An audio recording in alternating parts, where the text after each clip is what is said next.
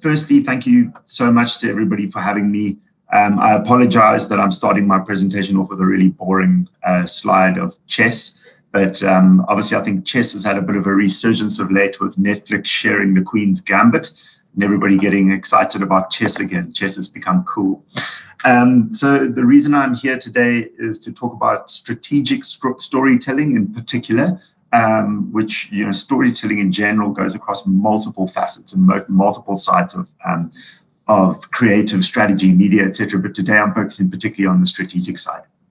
So I have said my name is Deneys, and just for a little bit of credentials, although I'm based in Cape Town, I've certainly spent a lot of time on the continent, and it's one of the reasons I'm so happy to be on this session today. So thank you so much for having me. My work includes Guinness. I worked on the Guinness brand for almost 7 years. I've done work across a lot of the EABL portfolio. I've done work on Safaricom. I've done work on a lot of East African and West African brands as well, and it's been an incredible journey. Not just the brands I work on, I've obviously been to all of the countries multiple times as well, and yeah, I suppose you could say I'm really in love with the continent. So anytime to be involved with other initiatives on the continent like this, it's an absolute honor for me, so thank you. All right, but getting back to why we are actually here today in the first place, this is a slide that or a picture that I've had for a really long time. And the reason for putting this up, and it says, if you've made something brilliant and it doesn't explain itself, you've not made something brilliant. So the strategic process is all about building out a story and justifying what you are putting forward to your client, or justifying what you are putting forward to your agency. So, you know, if you've got an idea on the table and you can't explain where the idea comes from and why it doesn't make sense, you're probably going to have to rethink that idea, right? So it seems like an obvious statement, but it works pretty well. Just put my screen on full screen. There you go. Okay, so what is a strategy? First of all, Oxford English Dictionary style. It's a plan of action designed to achieve a long-term or overall gain. Okay, but I mean, that doesn't really say much, right? In fact, anybody could read that in a book and struggle to understand it. But essentially, it's an arrangement of ideas, insights, and steps, stage-based steps that will ensure that you reach the right consumer in the right place at the right time. So that saying's been around for years and years and years, and it hasn't changed, and it still rings true. Right consumer, right place, right time, and right message. Okay, so strategy by nature is conceptual. It's one of the reasons I love it so much. I'm sure you've all heard the phrase science, art, and love, because, you know, even though strategy is conceptual, it doesn't mean you can be completely loose. You still need to base it on something, and essentially strategy needs to follow a logical series of steps. And I suppose you could call that series of steps a story of sorts. Okay, so that's why I'm here today, is to try and unpack how we tell a strategic story, so that when we put something in front of a client or just in a business environment, the power of having that succinct story when you tell it is just unbelievable. So just like a good book, strategy has a beginning point, a midpoint, and an end. Think Goldilocks and the Three Bears, or think of any good book that you know from when you were growing up. It would be pretty terrible to read a book and it had a terrible ending. All you do is put that book down and never want to read it again. Or if the book didn't make sense, even worse. So the key is to ensure that the end is based on what was put forward during the beginning and the middle sections, right? You're always building, you're building intrigue, you're setting the scene, you're creating a bit of drama, and you've got to make sure that all of those points link together. Everything needs to essentially follow on logically from early observations and deductions and make sense in the end, right? So, I mean, I've mentioned this, but the key point is that the strategy needs to flow from one insight or observation to another. So there's a very key piece of literature out there that will always tell you data makes your briefcase heavy, insights make you rich. So a really good strategy will always be based on insight, not necessarily observation, but observation will build to insights, and insights come from observation. So they work together, but a strategy just built on observation will be quite weak, whereas a strategy built on observation that leads to insight will be really strong. So each step, when we build these insights and roll it out, has an important role, and they literally cannot be left out, right? There's certain steps you need to follow. But I think a lot of people and a lot of purists will say, you have to follow these steps in sequential order. This is what I sort of semi-disagree with. I think you can mix the steps up to an extent, as long as your story stays sound, all right? As long as your story doesn't fall apart. If you still got intrigue, you're still generating interest, you're still telling a good story, you can mix those steps up ever so slightly. Okay, so in other words, and I kind of live by this, when you're doing strategy, if you are going to bring a trumpet on stage, you better blow it. Okay, and what I mean by that is so many times in a strategy, what people will do is they'll land an incredible point, and then they'll continue to tell people what's going on in the strategy, but they'll forget that they landed that point. And essentially what happens is that your strategy and your implementation don't actually work together. So suddenly your implementation is different to your strategy because you've forgotten what you've actually landed in your strategy. It is so important, and it happens across all agencies globally. There's this fundamental sort of little mini grind that exists between we've got a strategy, now we need to implement it, but we've still got to pull that strategy, that pure thread, all the way through implementation as well. So if there's one thing to take, I would say, from my presentation today, even though it's a bit informal, would be this slide. Okay, so where does a strategic story begin, right? We need to be sure that first and foremost, our objectives are clearly defined so that we know what we're trying to achieve through the process, right? And this is another quote that I grabbed from someone a while ago. If you don't know where you're going, you'll end up someplace else. And I completely believe this. If you don't understand the objectives or the task or what's keeping your client awake at night, that essentially is the main thing you need to solve, then you're never going to solve anything really. Then you're just telling stories for the sake of telling stories, which is quite frankly a little bit pointless. You need to have a beginning point that you base everything on. You need to set the scene. Okay. So what do? Your objectives set the scene, right? And they make the base of your story. But then what we need to consider is essentially all the characters and elements that could potentially influence the story and the direction. And this is essentially, in a nutshell, data, right? All strategies need to be backed by data. So I often say this to people is strategy essentially is statistics, right? It's about working out the probability that something is correct or the probability that something will work really well, okay? So what we need to understand first and foremost, sorry guys, I've just got guys walking down the passage. What we need to understand first of all is consumers. Who do we need to talk to? What do they like? What do they need? How do they behave? And what channels could we reach them in, right? So that's your first piece of data that you're looking at. Then the second one is we also need to understand the environment and the category, right? Because consumers behave very differently in different situations. So I always give the example of if I was a lawyer, not that I am one, but if you're a lawyer and you're going to a music festival, the type of messaging you want to receive is not going to be relating to my lawyer business life. That's what LinkedIn is for, right? I want to receive messages different, maybe about the festival I'm currently in. So even though I am a lawyer, and it seems like I should be sent lawyer-based messages or finance messages or litigation messages, I can in that moment be sent music messages. So it just depends on what moment that customer is in.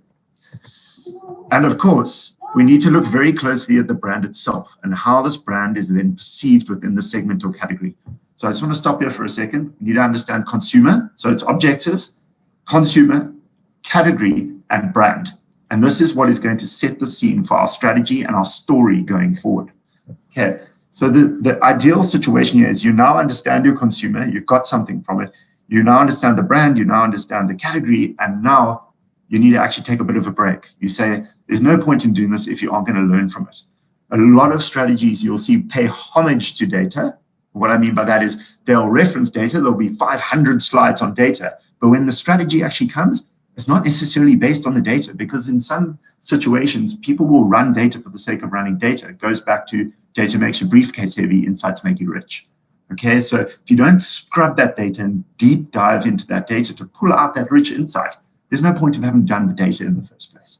All right, so we need to distill some pertinent points, and this distillation sets the scene for the next chapter. All right, essentially what we're trying to do here, and this is a real strategic fundamental in storytelling, is ask yourself, so what? Constantly just say, okay, what does this mean? So you can say this, these people like to go shopping on Wednesday. So what, right? These guys love to go to the park, or these guys love music festivals. So what? Because just an observation like that means nothing for a brand until you ask, so what? And what does this mean for the brand? All right. So just one or two little examples of this is from the data consumer attribute that we pulled out is the metaverse dominates the segment of audience. It's just as important as meeting face to face. In other words, think of games like Fortnite, or think of just being on social is just as important as your daily day-to-day life. So what? What does it mean for the brand, right? It means that we need to look at channels that facilitate conversation and promote sharing. We need to consider content creation that is designed to enhance online presence. Now it makes sense. Now we're going, all right, we know what the attribute is. Now we're starting to unpack what it means for the brand. So that's consumer. Next one is brand. So if I don't know which brand this is, because obviously this is just theoretical. The brand attribute is we were born through entrepreneurial innovation. That's what we stand for. That's our brand truth. So in other words, we can't behave in media and communication in just a normal way. We can't just buy 30-second spots on TV or just create a generic ad. We need to utilize non-traditional touch points and environments when communicating. We need to identify contact points that demonstrate and reinforce this position, which is we were born through entrepreneurial innovation. Your media channels are just as important as landing your position as your overall creative messages. They should work hand in hand perfectly. And then last but not least is category. So the category truth in this particular case, as I said, I have these are fictitious, but this category is dominated by really big spenders, and traditional media plays a big game. So imagine it's somebody like a big FMCG company or a big retailer. So what do we need to do? So in this particular case, I pretended we don't have a huge budget. So we need to make sure that our communication is super distinctive, and it needs to make sure that it reinforces our position all the time, because we don't have the liberty of being able to win in terms of share of voice. So what are we doing that reinforces our DNA, which is being entrepreneurial and innovative? And how can we compete for share of voice in a different way that isn't just related to spend? Okay, so suddenly that's three things we've pulled out from the data for our client, and we've distilled those three things, and we've now set a scene for where we need to go. Okay, so in other words, as I've said, this distillation will insist in creating an overall direction. And when we talk direction, we generally talk about an internal direction. It's not something consumers will see. It's a direction for our brand. So when we combine pertinent brand characteristics with well-researched consumer and category insights, magic begins to happen, right? And I know this is a bit of a, possibly a joke from me that's a bit lame, but I really do believe that stories are almost always better when there is a bit of magic. And that magic is the insight. We're trying to develop insight that will give us this direction. So I've labeled this because I created this a while ago, but it is from different literature, of course, and different things you can read, but I call it the story press, right? So the first thing you put at the top of your story press, no matter what you do, is your challenge. Because as I said, if you don't know where you're going, you'll end up someplace else, right? Then what you could do is say, what is my consumer insight? What is my brand truth? And what is my competitor insight? And if I can land those three things quite nicely, what I can then do, I've called it the story press, because then you start squashing those 4 blocks together and you plow 10 tons of pressure on them. Because what do you get from applying pressure? If you think of nature, you get things like diamonds and you get things like precious stones, right? And that precious stone or that diamond that pops out the other side is your strategic theme. All right. This strategic theme is not necessarily consumer facing. It's how, as a brand, we will now behave through all of the touch points that the consumer sees me in. Okay, so again, we've got challenge, brand truth, consumer insight, competitor insight, and now we've developed a strategic theme. So if you were presenting this to a client, the client can so easily follow what you've done. It's completely logical. And again, I talked about statistics earlier on. You continue to reinforce the probability that your strategic theme is correct. So once established, this theme will form the central thread of the entire story from start to finish. And if at any time the central thread is missing, your structure will be severely weakened. I would go far, that's a euphemism. I would go far as to say your structure will be broken and your strategy will not work. That would be what I would say. Because without the central thread holding all the touch points together, you as the implementer or creator of the strategy will be confused. Your client will be confused. And the consumer who's going to be exposed to your communication will probably be confused too, because not everything is working seamlessly together to take them along the consumer journey. So building on this, we have set the scene, we've developed a direction, and we have a good handle on key touch points and communication channels. So I know I haven't shown you the actual research in here, but obviously keep in mind we would have done tons of research in the background, right? So all the different proprietary data we have, third-party, second-party data, understanding how consumers look at media, how they behave in certain situations, different media channels, channel penetration, as well as their attitudes, so psychographic, demographic, et cetera, that has all been set up, right? And we've landed on those 3 different points. So then once we have the strategic theme, right, it doesn't face consumers. All it does is gives us something to pull everything together with. But what it does do is then create the opportunity, which is absolutely beautiful, is to create a big idea. So what is the point of this big idea? It's how can we bring our strategic theme to life in a way that will then resonate with our target audience. All right. So it's about now finding something that's consumer facing or something that will really resonate authentically with our audience that will literally bring to life our strategic theme. Okay, so no matter where a consumer experiences us, this big idea will always be present somewhere in the channels that we're going at. And the reason we do this, and I know it seems obvious, is because consumers interact with us across multiple channels, right? I mean, if you just open your mobile phone, it's frightening to think how many different ways there are to talk to a consumer there. Then you've got radio, you've got TV, you've got print, you've got experiential, you've got activations, you've got PR, it's unbelievable, right? So if you're doing your big idea in only TV, and then the consumer sees or hears you on radio and digital, and that isn't linked to the same big idea, the consumer is confused, right? So we need to make sure that big idea knits across multiple channels, right? So we now have a brand truth, a key consumer insight, a strategic theme, and a solid idea that could bring this all to life, right? But the key here is, again, to put it into the press, all right? Because we keep having to reinforce back to our client to remember where have we come from and what is the purpose? Because it can get it's very easy to get lost when you come up with an incredible big idea and you get so excited. And I know because this happens with us, we go bouncing around the office and we cannot wait. And then you have to pause because this is a big idea that's going to be across multiple touch points, led by a strategic theme. Does it make sense from our brand, consumer, and category press? And are we solving the challenge? So you actually have to stop at big idea and reverse everything you've done and go back to the root of where you've come from. And the worst thing is this is a bit of soul searching, guys, because if it's wrong or if it doesn't add up, we don't retrofit.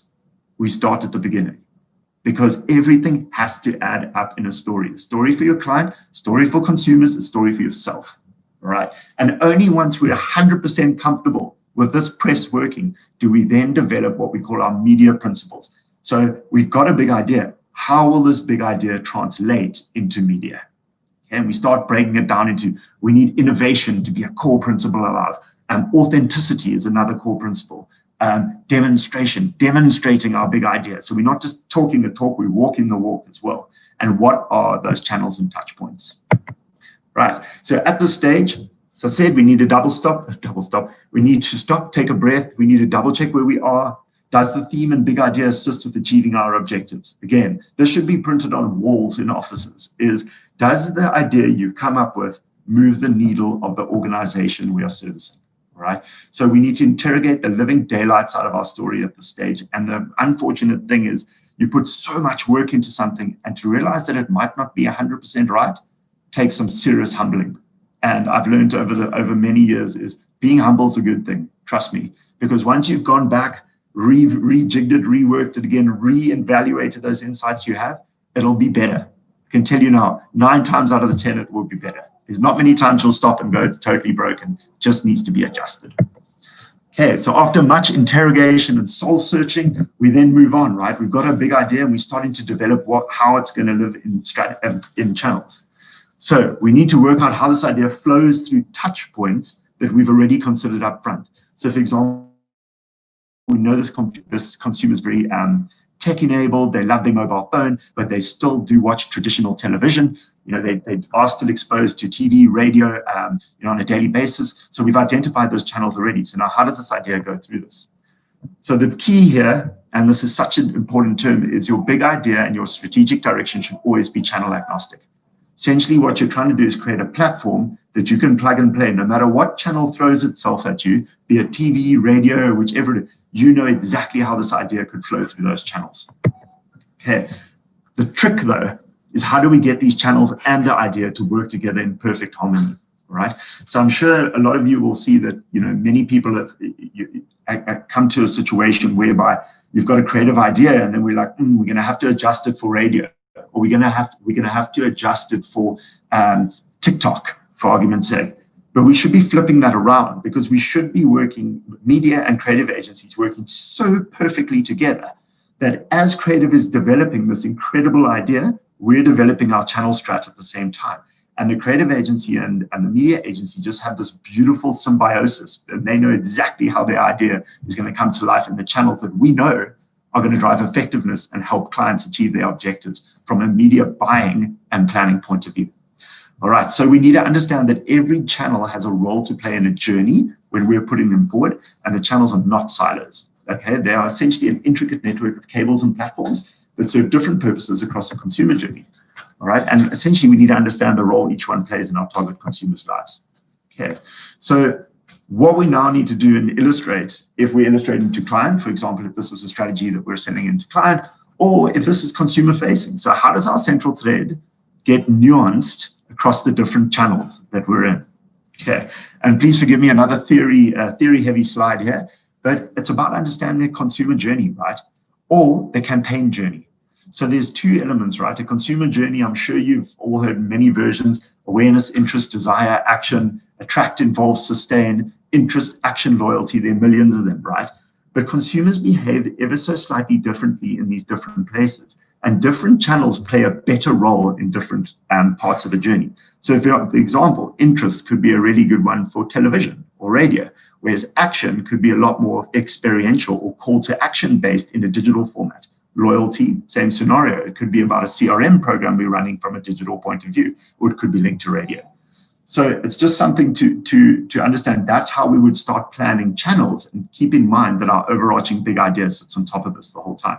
We could also look at it slightly different for campaign phases: attract, involve, sustain. What do we want to do? We want to attract consumers. We then want to involve them, and then we want them to purchase our product, and then we want to keep them in our little universe, or our ecosystem, or our walled garden, we could say.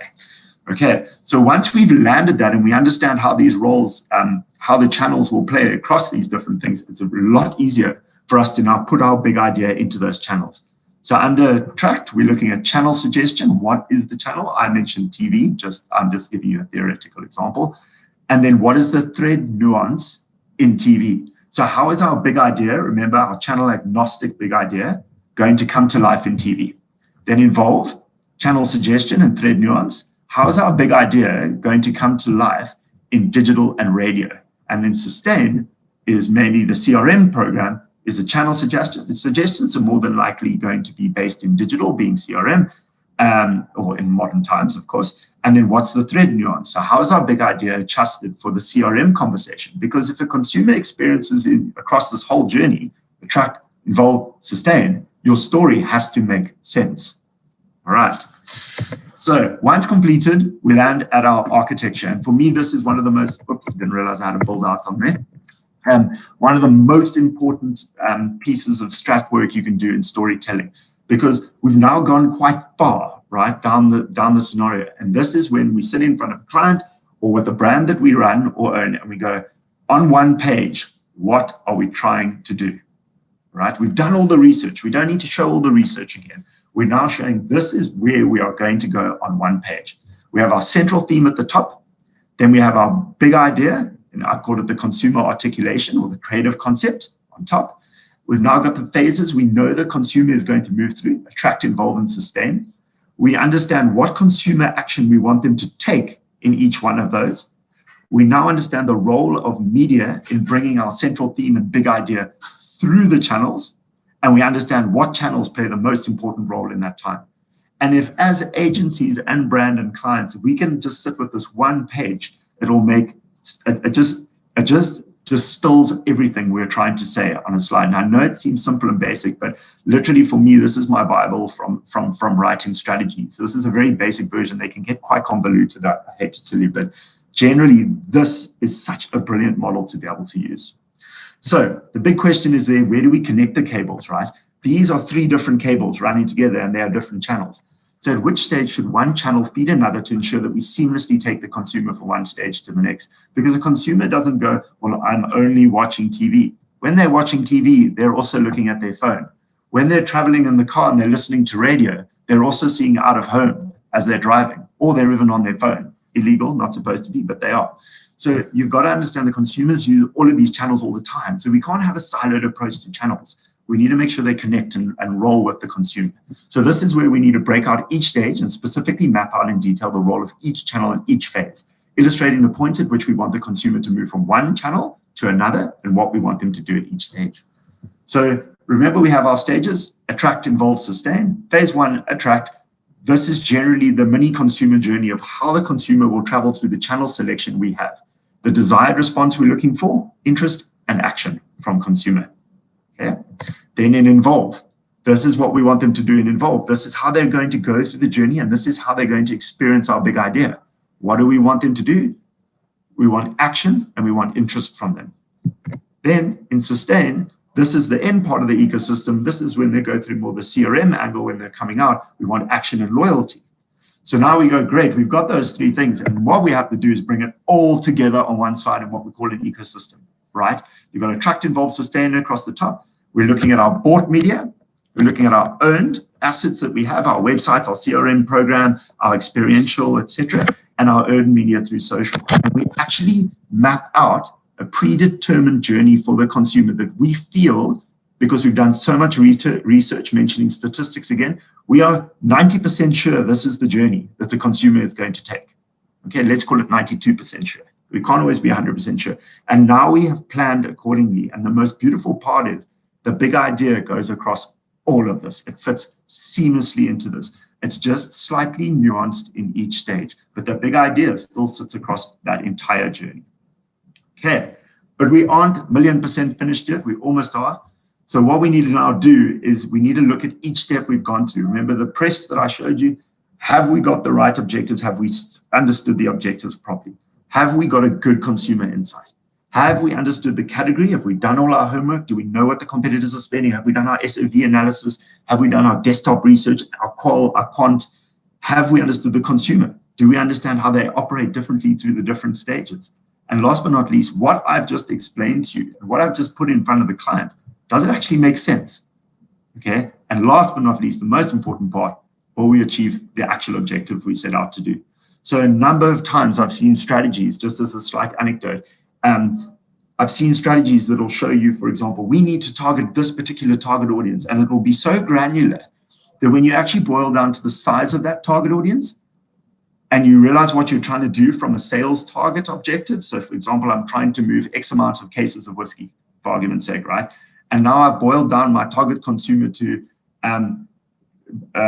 18 plus, in some markets it's 21, but let's just say legal purchase age of alcohol, drinks alcohol, likes to party here on the weekend, has this type of phone, has more than 2 friends, and likes boxing, for argument's sake.